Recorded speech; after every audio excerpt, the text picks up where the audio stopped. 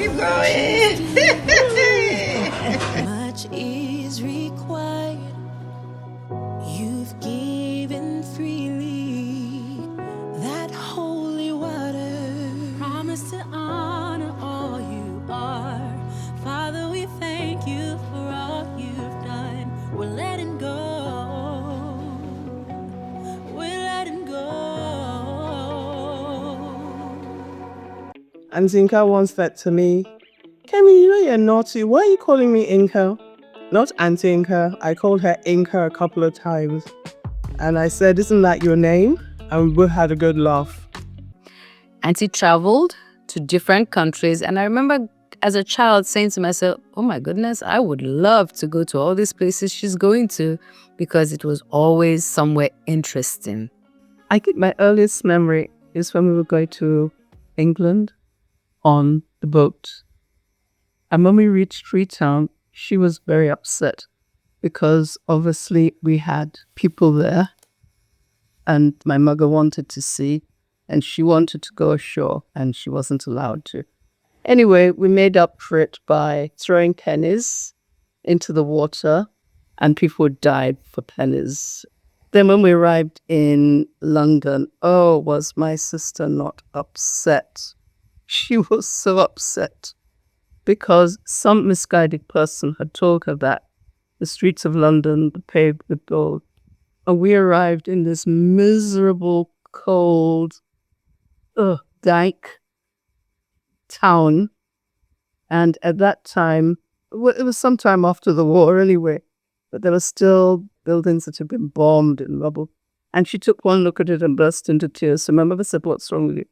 And she told her that somebody had told her that the streets of London were paved with gold. And my mother just looked at her and shook her head. Then she had to go to boarding school. And wow, that was quite a performance, because in those days, I don't know what it's like now, but you were only allowed one bath a week. And we sat there thinking about this. We were appalled coming from a country where you bath twice a day. But my sister was very, very inventive. She managed to buy baths. In other words, people sold her their bath time. So she got all the baths she needed. And I would cry and say to my mommy, please don't let me go to a school where they don't let you bath. Because I just found it was gross. The memory that comes to me now suddenly is how particular she was about cleanliness and hygiene.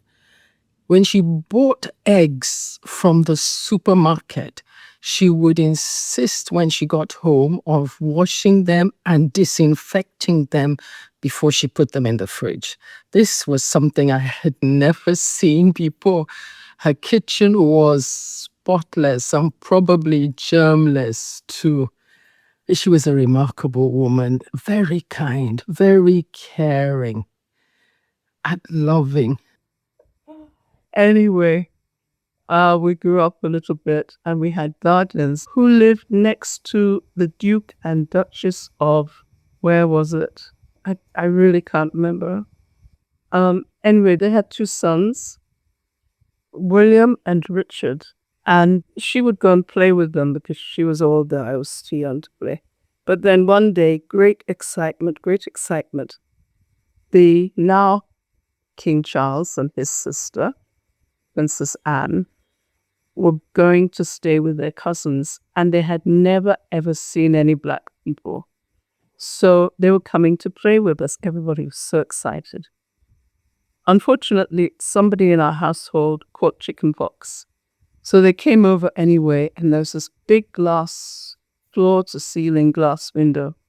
And they looked at us, and we looked at them, and they'd never seen any black people. So we just all stared at each other for a while and smiled and did whatever children do, and then went about our separate ways. My sister loved that because she was always very, very keen on royalty.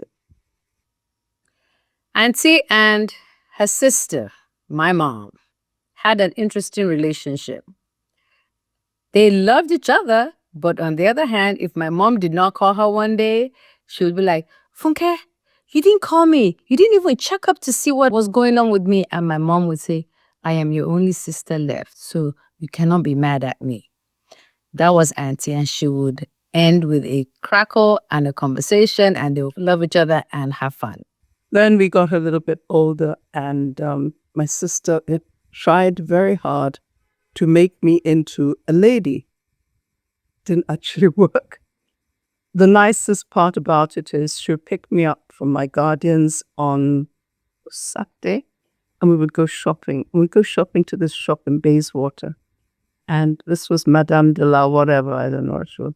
And she used to serve sherry and champagne. So whilst my sister was busy picking out clothes, I would quietly sit in a corner and get mildly drunk on this because those clothes were no interest to me. After that, we'd go to a movie. Now, our tastes in movies were totally different. I think I must have seen, what's that thing about snow?